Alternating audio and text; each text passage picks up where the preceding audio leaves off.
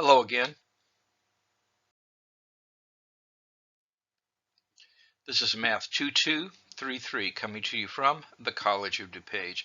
And this is the conclusion of the lecture dealing with properties of double integrals over domains of type 1 and type 2. Please be an active learner as you watch this video. When last I left you, you were working on this problem of finding the volume of the solid that lies underneath this paraboloid and above the region in the xy plane bounded by the lines y equal 2, x, and the parabola y equal x squared. I hope you finished this, but just if not, I will give you a little bit of time to work on it now. You know what to do. Let's see how you did.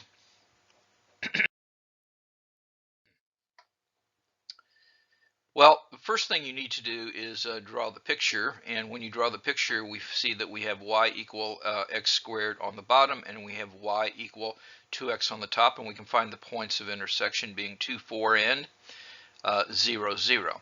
Now that means that this can be a region of type 1, in which case what you would do is you would fix the x, and x would run from 0 to 2, and then y would go from the value of x squared up to 2x.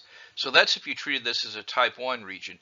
If you treat this as a type 2 region, you draw it the other way, that is, you're fixing the y. And so that means that x is going to run from the lower limit to the upper limit. So it's going to run from, and I have to have this in terms of y, so it will run from 1/2 y to the square root of y. And again, there's the line that you would draw, and then y would go from 0 to 4. So let's look at the two calculations. And this is the one where we're integrating first with respect to y. We go from x squared to 2x. We're treating the x as a constant here when we do the calculation. So we have the integral from 0 to 2, dx is fixed. So I integrate this. This is going to be integrating with respect to y, treating x as a constant. This ends up being x squared y plus y cubed over 3. And I evaluate this at top of y equal 2x, the bottom of x squared. So I plug in y equal 2x there, and I subtract off, and I substitute y equal x squared here. Now, and I'm going to be integrating that from 0 to 2 with respect to x. But it pays to simplify this as much as I possibly can. So I simplify this in terms of x. Make sure that you're following these calculations. You can do these calculations because this is very much a kind of problem I would ask you. And then we integrate this from 0 to 2. So we do term-by-term integration. We plug in numbers. I will ask you to finish numbers, and you will be doing this by hand. But we get 216 over 35 in lowest terms. Now, this could have been done as a type 2 problem as well, except here you'll be integrating with respect to x first and then y. And certainly you will get the same answer. So make sure you can follow both these calculations, and that's why I picked this example, so you get basically two problems for one. Here's another problem. I'm asking you to evaluate the double integral over the region D of xy dA, where D is the region bounded by the line y equal x minus 1 and the parabola y squared equal 2x plus 6. You know what to do. Let's see how you did.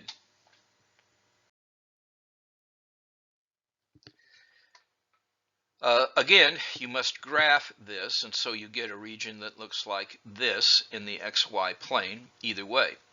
And it turns out that this can be done either way, but let's do it. Let's talk about doing it this way. If we fix y, which means we draw this, then what happens is that that x will run from 1/2 y squared minus 3 to y plus 1. And the same function is on the top and on the bottom the entire time.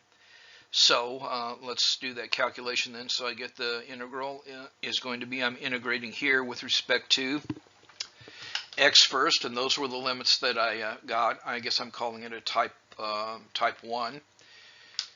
So I'm going to use the fundamental theorem of calculus, and I'm fixing the y. That's why I drew this arrow here, fixing the y. That's from minus 2 to 4. And I had to find those points of intersection whenever I graphed this thing. So I am integrating this with respect to x, and I'm substituting in these limits. So I get x squared over 2y, and I'm substituting this in for x. I do the calculation, and I get this. I do the simplification, and I'm taking this 1/2 and I'm pulling it all the way through the integral. So this is what I get. Now in simplifying this, I have to square this and simplify that. So there's a bit of algebra involved. And now I have this, and now finally I'm going to be integrating this, leaving the 1/2 on the outside, from minus 2 to 4. This is dy, and I do all of the calculations. Make sure you can do these calculations, because that's what I'm expecting you to be able to do. And we get 36 for that answer. Now we'll get 36 for the other answer as well, but notice that if I am fixing x, what happens is that on this part of the curve, the parabola is on the top and the parabola is on the bottom. But when I come to this point, it changes. The parabola is still on the top, but the line is on the bottom. So you see, you have to break this into two integrals. So if we had expressed D as a type 1 region, maybe I called type 1 and type 2 differently. I'm sorry, I got confused. But you just really need to know whether you fix X or fix Y. If you integrate this, what you'll be doing is, here you go from the bottom of the parabola to the top of the parabola. And that's dy. And then you have to go on the other, you break it into two integrals. So I do that from minus 3 to minus 1, but then from minus 1 to 5, I have to have the line on the bottom and the parabola on the top. So you have to compute those, and that's actually more work because you have two integrals rather than one. Actually, both of these integrals are quite a bit of work, and but engineers have to work hard, so that is fine. Here's another problem for you to undertake. Find the volume of the tetrahedron bounded by the planes. These are three planes. X plus 2y plus z equal 2. X equal 2y, x equals 0, and z equal 0. You know what to do. Let's see how you did.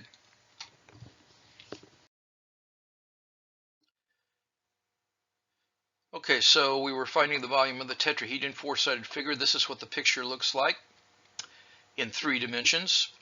And this is what the region D, this little triangle down here, looks like. And you find the points where it intersects, so we have all of that. Now, the way I'm going to do it is I'm going to draw my line this way. That is, I'm fixing X, so I'm integrating with respect to Y first. So that's what I do over here.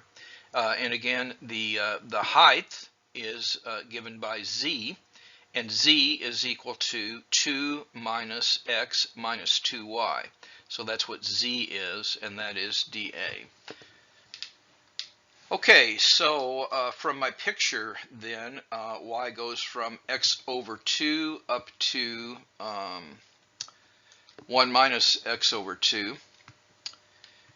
And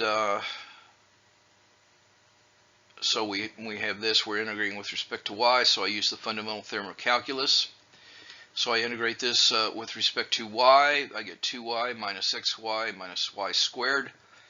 And then I evaluate at 1 minus x over 2 and x over 2, so I plug those values in. Using the fundamental theorem of calculus, I get all of this business, and then you have to simplify, and you get x squared minus 2x plus 1 when you simplify that, and then we're integrating dx from 0 to 1, and we do that and you get the value of 1/3. Now, integrating with respect to the other variable first would result in a more complicated integral to evaluate, because what would happen is you would go from here, I'm drawing a horizontal thing, so I'd go from here to the lower curve until I got to this point, and then I would go from this to the other line, so we'd end up having a more complicated integral expression to evaluate, although that would be great practice for you to do that, and certainly you should get the same answer. You're supposed to evaluate the integral from 0 to 1, integral from 1 to x of sine y squared dy dx. You know what to do. Let's see how you did.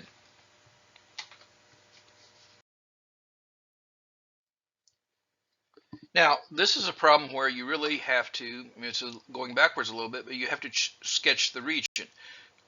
So you see y goes from x to 1, but x goes from 0 to 1 when I'm integrating it this way.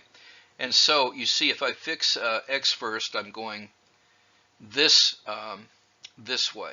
Now, that would be fine, except if you try to integrate that, you're faced with the task of first evaluating the antiderivative of the sine of y squared dy, and that's the sine of y squared, that's not sine squared of y. And so this is impossible to do because you don't have an elementary antiderivative. The only way to do this would be an infinite series expansion.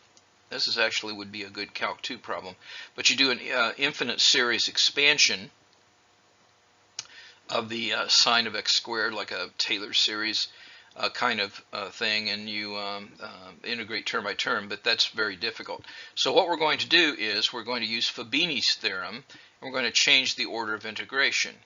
And so what we're going to do is this, the integral from 0 to 1, the integral from x to 1 of sine of y squared dy dx. I have to write that as this first, the integral over the same region, dA. But now what I'm going to do is I'm going to integrate this this time with respect to x first. That means I fix the y. So I have to figure out what these limits are. So instead of drawing my arrow with my mind this way, I draw it this way. Okay, so we'll do that then. So this integral was this integral over the region D, sine of y squared dA. But now what we're going to do is, instead of doing dy dx, we're going to do dx dy. And when we integrate this, then we get an x there. This is just a constant, and I plug in these values, and you see I do have now this y where I can use integration by substitution to do the calculation. Make sure you follow these calculations. So then I'm going to find the antiderivative of that. You're going to let u equal y squared, and so on and so forth. And when you do the calculation, you will get 1/2 times parentheses 1 minus cosine of 1. And that is cosine of 1 radian, which is, that's the cosine of something close to 57.3 degrees. And again, you don't have to evaluate it, just leave it like that. I know what the cosine of 1 is.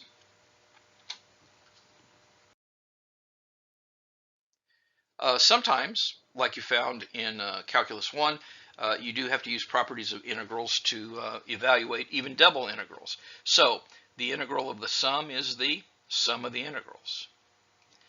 If you have a constant times a function, you can jerk the constant outside the integral. I will do this 10 times out of 10, and I think we actually already did this in a problem that we've already done tonight.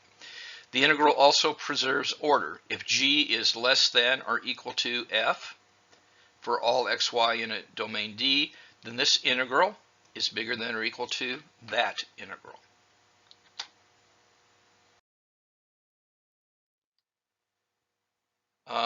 The next property of double integrals is similar to the property of single integrals given by the equation. If you're finding the definite integral from a to b of f of x dx, you can integrate from a to c, and C to B. You break it up like that, and you remember that that was useful to do sometimes. Now, what that means in 2 dimensions is if D is equal to D1 union D2, where D1 and D2 don't overlap except possibly on the boundaries, and here's an example of that up here, so you're splitting this up, and we will do things like this when we prove Green's theorem, so this is not an idle exercise. Then if you integrate over the entire domain, it's the same thing as integrating over D1 plus then integrating over D2.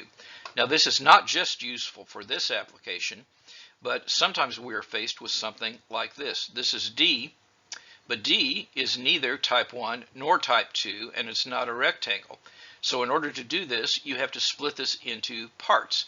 And so what you do is this boundary was okay, but the other boundary wasn't, so you create a boundary. And now you have something that where each of one of these is, let's see, I guess it is D1 is of type 1 and D2 is of type 2. So you can, you're gradually expanding significantly the types of regions that we can calculate. One more property, I think, and this property is if you integrate 1 dA, it says that that's the area of D. Now that's certainly true, because if you take the height to be 1, this geometry here says that the volume is going to be the area of the base times the height. That's 1, and so you're in you're in good shape with that. But I do want to caution you that numerically this is true, but the units are wrong. If these were meters, the volume would be meters cubed and the area would be meters squared. But this is something that you end up using from time to time. Just be aware it's numerically true, but the units are not consistent. I guess there was one more property. This combines several of the other properties. But if f of xy is bounded below and above for all xy in D, then the integral is going to be between m times the area of D and m, lowercase m, the area of D, and uppercase M, the area of D. Again, this is numerically true, but units are not consistent. We're going to use that property to estimate this integral here. The integral over a region D, and this is a disk with center at the origin and radius 2, so that's like a circle on the xy plane of radius 2, centered at 0, 0. So we're integrating this. This is e to the sine x times cosine y dA. Well, and it turns out you're estimating this because there's no substitution that allows you to compute this, but we can use the bounds. So you see, we know that the sine is between -1 and 1, and so is the cosine. And so the product of the two is also between -1 and 1, and that's the exponent. So we know that e to the sine xy is between e to the -1 and e to the 1, which is e. So we're going to use that property that we just had. The lower bound is 1 over e, the upper bound is e, and the area of the disk is pi r squared, which is 4 pi. So we can conclude that even though we don't know what this integral is, we know it's a number between this lower bound and this upper bound. And again, this is numerically true, but the units are not consistent. In closing, now more than ever, time is precious. Each day must count. Do the math. It will make you strong. And now more than ever, take care of yourself and of each other. May God bless you all. Be safe over the break.